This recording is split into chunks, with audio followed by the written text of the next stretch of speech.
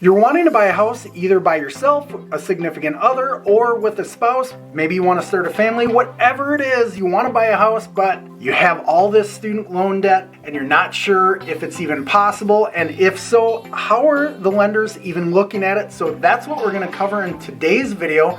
We're going to specifically talk about Fannie Mae, Freddie Mac, and FHA, how they're looking at loans that are in deferment or have an income-based repayment plan or a zero payment letter, or maybe being canceled or forgiven. The first one that we want to talk about is Fannie Mae. Fannie Mae is going to take 1% of your loan balance. Now this is assuming your student loans are in deferment, which is most of my buyers right now, so we're starting with that. What does that mean? What does that look like? Well, let's say you have a $20,000 student loan balance, times that by 1% gives you $200. That's what we're going to use as a monthly debt obligation against your debt to income. So again, 1% for Fannie Mae, times it by your loan balance, and that's what we're going to count against you when your student loans are in deferment. Freddie Mac and FHA, they're a little bit different. So with Freddie Mac and FHA, if your student loans are in deferment, they're going to use 0.5%. So it's a little bit less strict than Fannie Mae,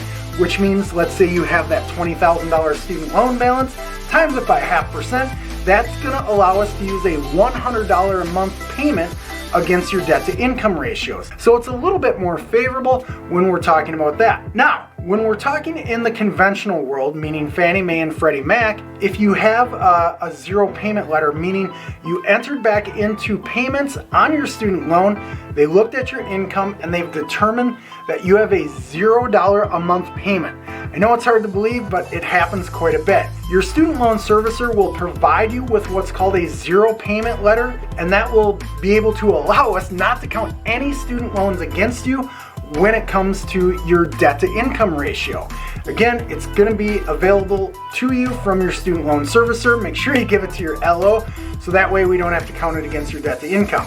There's other types of income-based repayment programs where it will actually report a number or a dollar amount on your credit report. We are allowed to use that in the conventional world as long as we're not needing any other student loan documentation that will show what your actual payments are supposed to be. If we get that, then that's what we have to use, is the fully amortized payment. Now, if you're in the FHA world, they're going to want to see what your actual payments are going to be each and every month when you get out of, hopefully at some point, income-based repayments. Unfortunately, it's usually a higher amount, and that's going to hurt your debt to income. However, with FHA, it allows for a higher debt to income ratio, so it might not be that harmful to what you're trying to purchase and what you can afford. So those are a few things that you want to consider when you're talking to your loan officer, and maybe not be so worried about what your student loans are. The other thing is that we want to talk about is if your student loans are going to be forgiven or canceled, you fall into one of those categories. If you can get a letter showing that they're going to be forgiven or they're going to be canceled, well, then we don't have to count those student loans against you.